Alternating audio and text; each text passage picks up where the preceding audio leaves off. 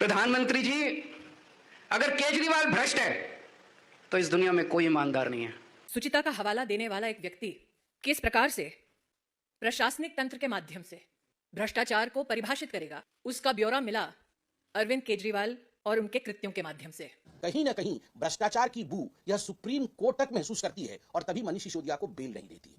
जिस देश के सर्वोच्च न्यायालय ने मनी ट्रेल के बारे में बात किया, आप बताइए क्या वो व्यक्ति गिरफ्तार होना चाहिए या नहीं?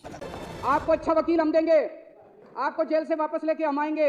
हो सकता है 7-8 महीने, पिछली बार मैंने कहा था 4 महीने, अब 7-8 महीने हो सकता है। आज की जो घटना, टाइमिंग और जेल से सरकार चलाएंगे, इसमें मुझे याद आता है अंजना जी कि इस भारत के इतिहास के पहले मुख्यमंत्री जिनको जेल जाना पड़ा था वो श्री लालू प्रसाद यादव थे। आज मजे की बात क्या है कि श्री अरविंद केजरीवाल जी भारत के इतिहास के पहले मुख्यमंत्री हो गए जिन्होंने जेल जाते गिरफ्तार होते वक्त भी सत्ता छोड़ना उचित नहीं समझा। यानी इस मामले में वो लालू प्रसाद यादव जी से भी आगे चले गए। इससे समझ में आता है कि कट्टर ईमानदार का असली किरदार कैसा हो जाता है और दागदारों के साथ साझीदार होते होते वो किस मुकाम तक पहुंच जाता है। केजरीवाल जी इस बात को अच्छे से जानते हैं कि अगर उन्होंने ये जिद 2-4 दिन में नहीं छोड़ी तो शासन केंद्र के अधीन चला जाएगा। ये हमसे अच्छे से केजरीवाल जानते हैं। जो लोग ये कह रहे हैं वो लोग अर्ध सत्य बोल रहे हैं। ये ठीक है कि संविधान ने कभी सोचा भी नहीं था, इसलिए लिखा भी नहीं। संविधान ने तो ये सोचा था कि जेल जाने वाले कुर्सी तक आए क्यों। उन्हें क्या पता था 2024 में मार्च महीना ऐसा भी आएगा। खैर, लेकिन जब आप जेल में होते हैं तो आप पर जेल मैनुअल लागू होता है, ये बात तो सबको पता है। चौराहे के ऊपर खड़े होकर फांसी दे देना, लेकिन ये रोज रोज की नौटंकी करना बंद करो। आप सभी का मेरे YouTube चैनल पर एक बार फिर स्वागत है। एक और मजेदार वीडियो आपके सामने प्रस्तुत करने जा रहा हूं। भ्रष्टाचार को मिटाने के लिए आए केजरीवाल खुद भ्रष्टाचार के आरोप में जेल चले गए। आज इसी मुद्दे पर जोरदार पॉलिटिकल डिबेट होने वाली है। आपसे अनुरोध है कि वीडियो को अंत तक जरूर देखें। चैनल पर अगर आप नए हैं तो चैनल को सब्सक्राइब करें, बेल आइकन को दबाना ना भूलें ताकि आने वाली वीडियो का नोटिफिकेशन आपके पास सबसे पहले पहुंच सके। आइए शुरू करें मेन वीडियो।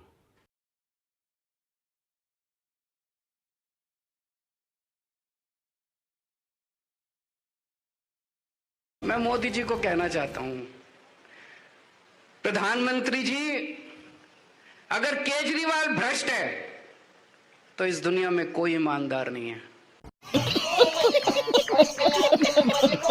आज संवैधानिक पद पर विराजमान सुचिता का हवाला देने वाला एक व्यक्ति किस प्रकार से प्रशासनिक तंत्र के माध्यम से भ्रष्टाचार को परिभाषित करेगा, उसका ब्यौरा मिला अरविंद केजरीवाल और उनके कृत्यों के माध्यम से। कहीं न कहीं भ्रष्टाचार की बू यह सुप्रीम कोर्ट तक महसूस करती है और तभी मनीष सिसोदिया को बेल नहीं देती है। जिस देश के सर्वोच्च न्यायालय ने मनी ट्रेल के बारे में बात किया, आप बताइए क्या वो व्यक्ति गिरफ्तार होना चाहिए या नहीं? अगर आप भ्रष्ट हैं तो आप जेल जाएंगे। अब की रीत अलग है, अब की नीत अलग है। खत्म, bye bye, tata, goodbye, गया। आपको अच्छा वकील हम देंगे, आपको जेल से वापस लेके हम आएंगे। हो सकता है 7-8 महीने, पिछली बार मैंने कहा था 4 महीने, अब 7-8 महीने हो सकता है। 7-8 महीने रहना पड़े जेल में, इससे फालतू ये कुछ नहीं कर सकते।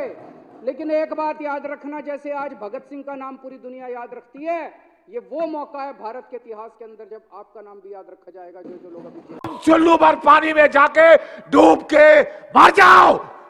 आज की जो घटना, टाइमिंग और जेल से सरकार चलाएंगे, इस पे मुझे याद आता है अंजना जी कि इस भारत के इतिहास के पहले मुख्यमंत्री जिनको जेल जाना पड़ा था वो श्री लालू प्रसाद यादव थे।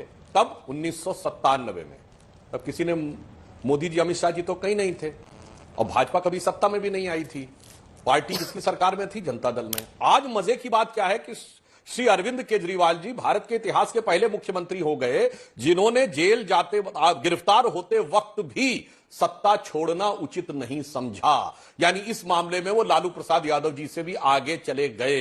इससे समझ में आता है कि कट्टर ईमानदार का असली किरदार कैसा हो जाता है और दागदारों के साथ साझीदार होते होते वो किस मुकाम तक पहुंच जाता है। मैं उनको कहना चाहता हूं, जिस दिन आपको केजरीवाल के खिलाफ एक नए पैसे का भ्रष्टाचार मिल जाए, चौराहे के ऊपर खड़े होकर फांसी दे देना, लेकिन रोज रोज की नौटंकी करना बंद करो, रोज रोज के तमाशे करना बंद करो।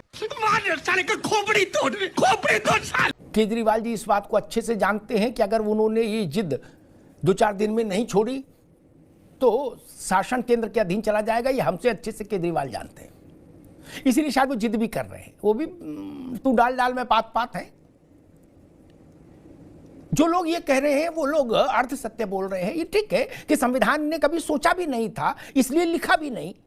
जोशी साहब, कभी सोचा नहीं था कि जो जेल चला जाएगा वो भी कहेगा हम कुर्सी नहीं छोड़ेंगे। संविधान ने तो ये सोचा था कि जेल जाने वाले कुर्सी तक आए क्यों। उन्हें क्या पता था 2024 में मार्च महीना ऐसा भी आएगा। खैर, लेकिन जब आप जेल में होते हैं तो आप पर जेल मैनुअल लागू होता है, ये बात तो सबको पता है। जेल मैनुअल में सरकार चलाने की इजाजत नहीं है। समझ रहे हो? समझ रहे हो आप? समझ रहे हो? तो कैसी लगी आज की ये वीडियो कमेंट करके जरूर बताएं। मिलते हैं अगली वीडियो में, तब तक जय श्री राम।